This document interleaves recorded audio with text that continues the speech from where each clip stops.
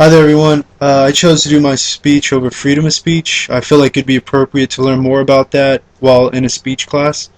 First of all, freedom of speech, freedom of assembly, and freedom of press weren't always included in our Constitution.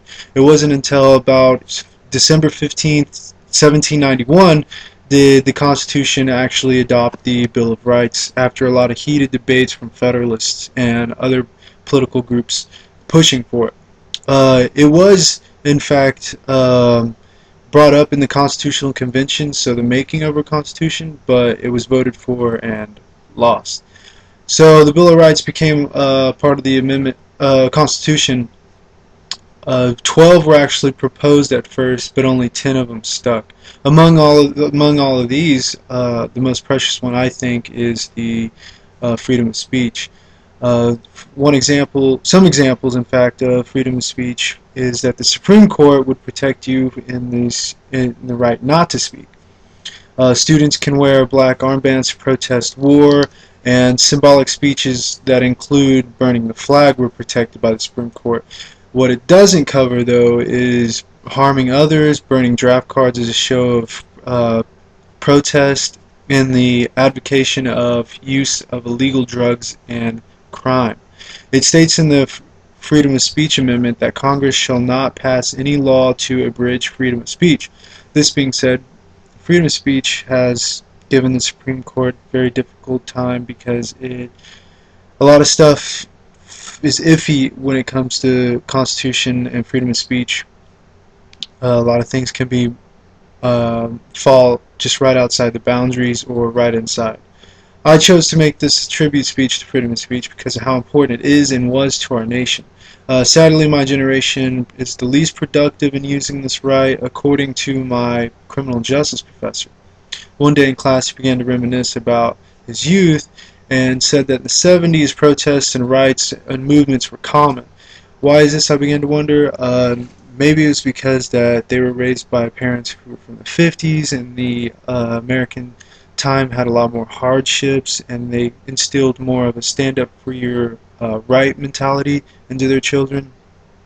Maybe we've gotten so accustomed to how the government runs a business that we just forget that we can even do anything about it at all. Or maybe the process has evolved from gathering on the streets and causing panic for media attention to a more civil way of change by getting involved in law and politics. Um, Perhaps throwing a fit in the public is a lazy, uneducated way to, and we've matured past that. At any rate, it's not that we don't have anything to stand up for. My generation still has war, still has oppression of humanity, and still has economical issues. One such example of oppression is that it even existed before the 60s and 70s and is beginning to repeat itself now in a similar way is blacks and homosexuals. They were both outcast in their own way, especially when it came to politics. Just like it's forbidden for a black person to marry a white person, it's forbidden for two people of the same sex to be joined in law. If it wasn't for Martin Luther King Jr. standing up for what he believed in and practicing his First Amendment, would oppression of African Americans be worse today, or would it be better? Today, more mature methods are being used to change same-sex laws through politics. Huge rallies in the street aren't the main source of freedom of speech now. There are still rallies and stuff like that, but they're not as violent as they were in the past, and mostly just to get the idea out there. Now that we're more educated, it seems like we use more politics to figure out how to change laws from the inside, which works a lot better. So I decided to do my speech over this because it was important to me. Also, it makes sense to talk about our First Amendment and some of its history for a class that participates in this. I just wanted to learn a little bit more, like I said, on my own, and know what I'm capable of giving a speech about.